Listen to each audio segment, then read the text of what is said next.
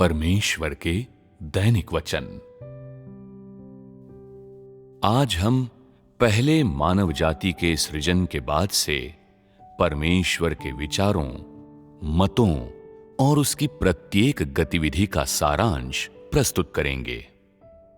हम इस पर एक नजर डालेंगे कि उसने संसार की रचना करने से लेकर अनुग्रह के युग के आधिकारिक आरंभ तक कौन सा कार्य किया है। तब हम ये पता लगा सकते हैं कि परमेश्वर के कौन से विचार और मत मनुष्य के लिए अज्ञात हैं, और वहां से हम परमेश्वर की प्रबंधन योजना के क्रम को स्पष्ट कर सकते हैं और उस संदर्भ को अच्छी तरह से समझ सकते हैं जिसमें परमेश्वर ने अपने प्रबंधन के कार्य, उसके स्रोत और विकास की प्रक्रिया को बनाया था। और ये भी अच्छी तरह से समझ सकते हैं कि वो अपने प्रबंधन कार्य से कौन से परिणाम चाहता है, अर्थात उसके प्रबंधन कार्य का मर्म और उद्देश्य। इन चीजों को समझने के लिए हमें एक सुदूर, स्थिर और शांत समय में जाने की आवश्यकता है जब मनुष्य नहीं थे। जब परमेश्वर अपनी सेज से उठा तो पहला विचार जो उसके मन में आया वो ये था, एक जीवित व्यक्ति, एक वास्तविक जीवित मनुष्य को बनाना। ऐसा मनुष्य जो उसके साथ रहे और उसका निरंतर साथी बने। वो व्यक्ति उसे सुन सके और परमेश्वर उस पर भरोसा कर सके और उसके साथ बात कर सके। तब पहली बार परमेश्वर ने मुट्ठी भर धूल उठाई और अपने मन में की गई कल्पना के अनुसार सबसे पहला जीवित व्यक्ति बनाने के लिए उसका उपयोग किया, और फिर उसने उस जीवित प्राणी को एक नाम दिया, आदम। इस जीवित और सांस लेते हुए प्राणी को बना चुकने के बाद परमेश्वर ने कैसा महसूस किया? पहली बार उसने एक प्रियजन, एक साथी होने का आनंद महसूस किया। पहली बार उसने पिता होने के उत्तरदायित्व और उसके साथ आने वाली चिंता को भी महसूस किया। ये जीवित और सांस लेता हुआ प्राणी परमेश्वर के लिए प्रसन्नता और आनंद लेकर आया। उसने पहली बार चैन का अनुभव किया। ये वो पहला कार्य था जो परमेश्वर ने कभी किया था, जो परमेश्वर के विचारों या वचनों से संपन्न नहीं हुआ था, बल्कि जो उसने अपने हाथों से किया था।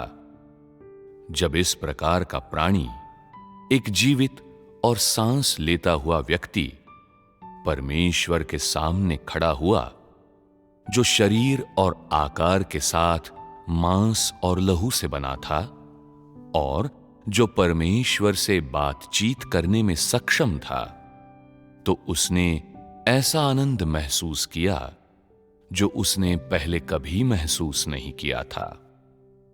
परमेश्वर ने वास्तव में अपना उत्तरदायित्व महसूस किया और इस जीवित प्राणी ने न केवल उसके हृदय को आकर्षित कर लिया, बल्कि उसकी हर एक छोटी सी चेष्टा ने भी उसे द्रवित कर दिया और उसके हृदय को उत्साह से भर दिया। जब ये जीवित प्राणी परमेश्वर के सामने खड़ा हुआ तो पहली बार उसे उस तरह के और लोगों को प्राप्त करने का विचार आया। यही घटनाओं की वो श्रृंखला थी जो परमेश्वर को आए इस पहले विचार के साथ आरंभ हुई। परमेश्वर के लिए ये सभी घटनाएं पहली बार घटित हो रही थीं, किंतु इन पहली घटनाओं में भले ही उसने उस समय कैसा भी महसूस किया हो, आनंद, उत्तरदायित्व, चिंता, उसे साझा करने के लिए उसके पास कोई नहीं था। उस पल से आरंभ करके परमेश्वर ने सच में ऐसा एकाकीपन और उदासी महसूस की जो उसने पहले कभी महसूस नहीं की थी। उसे लगा कि मनुष्य उसके प्रेम और चिंता को या मनुष्य के लिए उसके इरादों को स्वीकार नहीं कर सकता या समझ नहीं सकता। इसलिए उसे अभी भी अपने हृदय में दुख और दर्द महसूस हुआ। यद्यपि उसने ये चीजें मनुष्य के लिए की थीं, किंतु मनुष्य इससे अवगत नहीं था और उसने इसे समझा नहीं था। प्रसन्नता के अलावा जो आनंद और संतुष्टि मनुष्य उसके लिए लाया था, वो शीघ्रता से अपने साथ उसके लिए उदासी और एकाकीपन की प्रथम भावना भी साथ लेकर आया। उस समय परमेश्वर के ये ही विचार और भावनाएं थीं। जब परमेश्वर ये सब चीजें कर रहा था, तो अपने हृदय में वो आनंद से दुख की ओर और दुख से पीड़ा की ओर चला गया, और ये सब भावनाएं चिंता से घुल मिल गईं। जो कुछ वो करना चाहता था, वो था इस व्यक्ति, इस मनुष्य को ये ज्ञात करवाना कि परमेश्वर के हृदय में क्या है और शीघ्रता से अपनी इच्छाओं को समझवाना। तब वे लोग उसके अनुयायी बन सकते हैं और उसकी इच्छा के अनुरूप हो सकते हैं। वे अब केवल परमेश्वर को बोलते हुए नहीं सुनेंगे और मूक नहीं बने रहेंगे। वे अब इस बात से अनजान नहीं रहेंगे कि परमेश्वर के साथ उसके कार्य में कैसे जुड़ें। इन सब से ऊपर वे अब परमेश्वर की अपेक्षाओं से उदासीन लोग नहीं रहेंगे। परमेश्वर द्वारा की गई ये पहली चीजें बहुत अर्थपूर्ण हैं और उसकी प्रबंधन योजना के लिए और आज मनुष्यों के लिए बड़ा मूल्य रखती हैं। सभी चीजों और मनुष्यों का सृजन करने के बाद परमेश्वर ने आराम नहीं किया। वो अपने प्रबंधन को कार्यान्वित करने के लिए और उन लोगों को प्राप्त करने के लिए बेचैन और उत्सुक था जिन्हें उसने मानव जाति के बीच बहुत प्रेम किया था। आगे परमेश्वर द्वारा मनुष्यों को रचने के कुछ ही समय बाद हम बाइबल में देखते हैं कि पूरे संसार में एक बड़ा जल प्रलय आया। जल प्रलय के अभिलेख में नूह का उल्लेख है और ऐसा कहा जा सकता है कि नूह वो पहला व्यक्ति था जिसने परमेश्वर का एक कार्य पूरा करने हेतु उसके साथ काम करने के लिए उसका बुलावा प्राप्त किया था। निस्संदेह ये भी पहली बार ही था जब परमेश्वर ने अपनी आज्ञानुसार कुछ करने के लिए पृथ्वी पर किसी इंसान का आह्वान किया था। जब नूह ने जहाज बनाने का काम पूरा कर लिया, तो परमेश्वर ने पहली बार पृथ्वी पर जल प्रलय किया। जब परमेश्वर ने पृथ्वी को जल प्रलय से नष्ट कर दिया, तो मनुष्यों का सृजन करने के समय से अब तक पहली बार ऐसा हुआ कि उसने अपने आप को उनके प्रति घृणा के वशीभूत महसूस किया था। इसी ने परमेश्वर को इस मानव जाति को जल प्रलय द्वारा नष्ट करने का दर्दनाक निर्णय लेने के लिए मजबूर किया था। जल प्रलय द्वारा पृथ्वी को नष्ट कर देने के बाद परमेश्वर ने मनुष्यों के साथ अपनी पहली वाचा बांधी, ये दर्शाने वाली वाचा कि वो दुनिया को फिर कभी जल प्रलय से नष्ट नहीं करेगा। उस वाचा का चिन्ह इंद्रधनुष था। ये मानव जाति के साथ परमेश्वर की पहली वाचा थी, इसलिए इंद्रधनुष परमेश्वर द्वारा दी गई वाचा का पहला चिन्ह था। इंद्रधनुष एक वास्तविक भौतिक चीज है जो मौजूद है। ये इंद्रधनुष की मौजूदगी ही है जो परमेश्वर को पूर्ववर्ती मानव जाति के लिए, जिसे उसने खो दिया था, अक्सर उदासी महसूस करवाता है और उसके लिए एक निरंतर अनुस्मारक के रूप में काम करता है कि उनके साथ क्या हुआ था। परमेश्वर अपनी गति धीमी नहीं करना चाहता था। वो अपने प्रबंधन में अगला कदम उठाने के लिए बेचैन और उत्सुक था।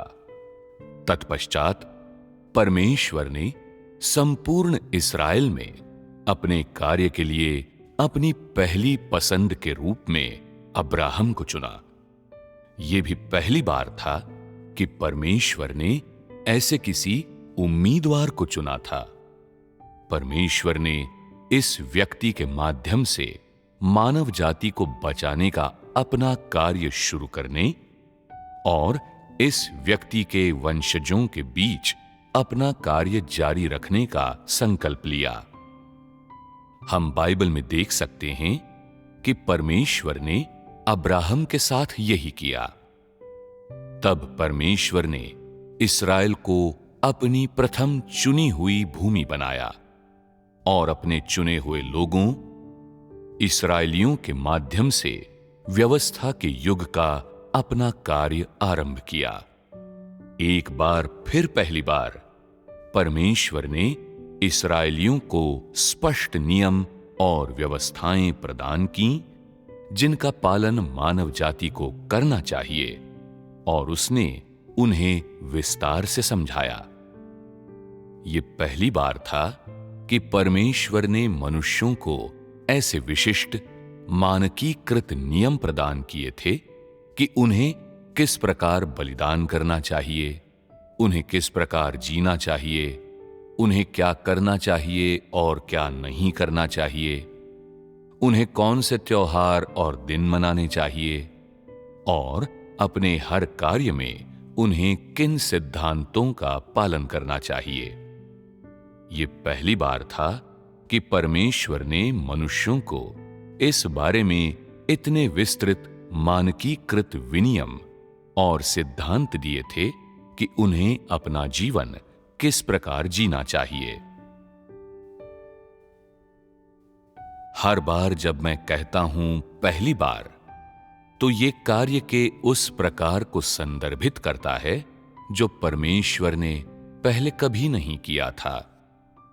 ये उस कार्य को संदर्भित करता है जो पहले अस्तित्व में नहीं था, और यद्यपि परमेश्वर ने मानव जाति और सब प्रकार के जीवों और जीवित प्राणियों का सृजन किया था, फिर भी उसने इस प्रकार का कार्य पहले कभी नहीं किया था। इस समस्त कार्य में परमेश्वर द्वारा मनुष्यों का प्रबंधन शामिल था।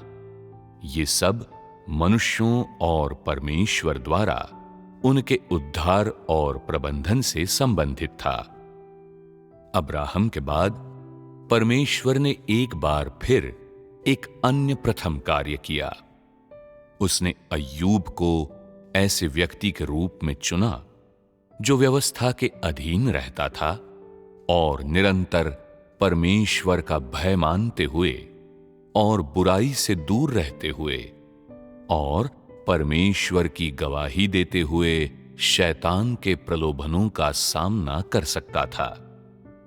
यह भी पहली बार ही था कि परमेश्वर ने शैतान को किसी इंसान को प्रलोभित करने दिया था, और पहली बार उसने शैतान के साथ शर्त लगाई थी। अंततः पहली बार उसने किसी ऐसे व्यक्ति को प्राप्त किया जो शैतान का सामना करते हुए परमेश्वर की गवाही देने में सक्षम था। ऐसा व्यक्ति शैतान को पूर्णतः शर्मिंदा कर सकता था। जब से परमेश्वर ने मानव जाति को बनाया, तब से ये पहला व्यक्ति था जिसे उसने प्राप्त किया था, जो उसके लिए गवाही देने में सक्षम था। जब परमेश्वर ने इस व्यक्ति को प्राप्त कर लिया, तो अपने प्रबंधन को आगे बढ़ाने और अपने कार्य के अगले चरण के लिए स्थान और लोगों के चयन की तैयारी करते हुए वो अपने प्रबंधन को जारी रखने और अपने कार्य के अगले चरण को कार्यान्वित करने के लिए और भी अधिक उत्सुक हो गया। इस सब के बारे में संगति करने के बाद क्या तुम लोगों को परमेश्वर की इच्छा की सही समझ प्राप्त हुई है?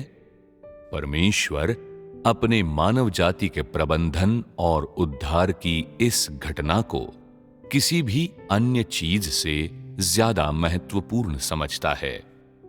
वो इन चीजों को केवल अपने मस्तिष्क से नहीं करता, केवल अपने वचनों से नहीं करता, और निश्चित रूप से आकस्मिक रवैये के साथ नहीं करता।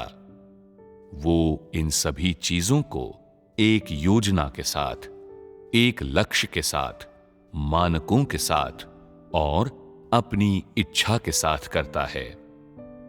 ये स्पष्ट है कि मानव जाति को बचाने का ये कार्य परमेश्वर और मनुष्य दोनों के लिए बड़ा महत्व रखता है। कार्य चाहे कितना भी कठिन क्यों न हो, बाधाएं चाहे कितनी भी बड़ी क्यों न हो, मनुष्य चाहे कितने भी कमजोर क्यों न हो, या मानव जाति की विद्रोहशीलता चाहे कितनी भी गहरी क्यों न हो, इनमें से कुछ भी परमेश्वर के लिए कठिन नहीं है। अपना श्रमसाध्य प्रयास करते हुए और जिस कार्य को वो स्वयं कार्यान्वित करना चाहता है, उसका प्रबंधन करते हुए परमेश्वर अपने आप को व्यस्त रखता है। वो सभी चीजों की व्यवस्था भी कर रहा है और उन सभी लोगों पर जिन पर वो कार्य करेगा और उस कार्य पर जिसे वो पूर्ण करना चाहता है, अपनी संप्रभुता लागू कर रहा है। इसमें से कुछ भी पहले नहीं किया गया है। यह पहली बार है जब परमेश्वर ने इन पद्धतियों का उपयोग किया है और मानव जाति को बचाने और उसका प्रबंधन करने की इस बड़ी परियोजना के लिए एक बड़ी कीमत चुकाई है। कार्य करते हुए परमेश्वर थोड़ा थोड़ा करके, बिना किसी दुराव के, मनुष्य के सामने अपने श्रमसाध्य प्रयास को, अपने स्वरूप को, अपनी बुद्धि और सर्वशक्तिमत्ता को और अपने स्वभाव के हर एक पहलू को व्यक्त और जारी कर रहा है। वो इन चीजों को उस तरह से जारी और व्यक्त करता है जैसे उसने पहले कभी भी नहीं किया है। इसलिए पूरे ब्रह्मांड में उन लोगों को छोड़कर जिन्हें परमेश्वर बचाने और जिनका प्रबंधन करने का उद्देश्य रखता है, कोई प्राणी कभी परमेश्वर के इतना करीब नहीं रहा है जिसका उसके साथ इतना अंतरंग संबंध हो। उसके हृदय में मानव जाति, जिसका वो प्रबंधन और बचाव करना चाहता है, सबसे महत्वपूर्ण है। वो इस मानव जाति को अन्य सभी से अधिक मूल्य देता है, भले ही उसने उनके लिए एक बड़ी कीमत चुकाई है और भले ही उनके द्वारा उसे लगातार ठेस पहुंचाई जाती है और उसकी अवज्ञा की जाती है, फिर भी वो कभी उनका त्याग नहीं करता और बिना किसी शिकायत या पछतावे के अनथक रूप से अपना कार्य जारी रखता है। ऐसा इसलिए है क्योंकि वो जानता है कि देर सबेर लोग उसके बुलावे के प्रति जागरूक हो जाएंगे और उसके वचनों से प्रेरित हो जाएंगे, पहचान जाएंगे कि वही सृष्टि का प्रभु है और उसकी ओर लौट आएंगे। आज ये सब सुनने के बाद तुम लोग ये महसूस कर सकते हो कि हर चीज जो परमेश्वर करता है बिल्कुल सामान्य होती है। ऐसा प्रतीत होता है कि परमेश्वर के वचनों और उसके कार्य से मनुष्यों ने हमेशा उसके कुछ इरादे महसूस किए हैं, लेकिन उनकी भावनाओं या उनके ज्ञान और परमेश्वर जो सोच रहा है उनके बीच हमेशा एक निश्चित दूरी रही है। इसीलिए मैं सोचता हूं कि सभी लोगों के साथ इस बारे में संवाद करना आवश्यक है कि परमेश्वर ने मानव जाति को क्यों बनाया और उन लोगों को प्राप्त करने की उसकी इच्छा के पीछे की पृष्ठभूमि क्या थी जिनकी उसने आशा की थी। इसे हर किसी के साथ साझा करना आवश्यक है ताकि हर एक को अपने हृदय में स्पष्ट हो जाए। चूंकि परमेश्वर का हर एक विचार और मत और उसके कार्य का हर एक चरण और हर अवधि उसके संपूर्ण प्रबंधन कार्य से बंधे और निकटता से जुड़े हैं, इसलिए जब तुम परमेश्वर के कार्य के हर कदम में उसके विचारों, मतों और उसकी इच्छा को समझ लेते हो, तो ये इस बात को समझने के समान है कि उसकी प्रबंधन योजना का कार्य किस प्रकार घटित हुआ। इसी बुनियाद पर परमेश्वर के बारे में तुम्हारी समझ गहरी होती है। यद्यपि वो सब कुछ जो परमेश्वर ने पहली बार संसार को बनाते हुए किया, जिसका जिक्र मैंने पहले किया था, अब सत्य की खोज के लिए अप्रासंगिक जानकारी मात्र प्रतीत होता है, किंतु तुम्हारे अनुभव के दौरान एक ऐसा दिन आएगा जब तुम नहीं सोचोगे कि ये जानकारी के कुछ टुकड़ों के समान इतना साधारण है और न ही ये मात्र किसी किस्म का रहस्य है। जैसे जैसे तुम्हारा जीवन प्रगति करेगा या जब परमेश्वर तुम्हारे हृदय में थोड़ी जगह ले लेगा या जब तुम और अच्छी तरह से और गहराई से उसकी इच्छा को समझ जाओगे, तब तुम उसके महत्व और उसकी आवश्यकता को सच में समझ पाओगे, जिसके बारे में मैं आज कह रहा हूं। चाहे तुम लोग जिस भी हद तक इसे स्वीकार करो, तुम लोगों का इन चीजों को समझना और जानना फिर भी आवश्यक है। जब परमेश्वर कुछ करता है, जब वो अपना कार्य संपन्न करता है, चाहे वो उसे अपने विचारों से करे या अपने हाथों से, चाहे उसे उसने पहली बार किया हो या अंतिम बार, अंततः परमेश्वर की एक योजना है और हर चीज जो वो करता है उसमें उसके उद्देश्य और विचार होते हैं। ये उद्देश्य और विचार परमेश्वर के स्वभाव को दर्शाते हैं और उसके स्वरूप को प्रकट करते हैं। ये दोनों चीजें, परमेश्वर का स्वभाव और उसका स्वरूप, हर एक व्यक्ति को समझनी चाहिए।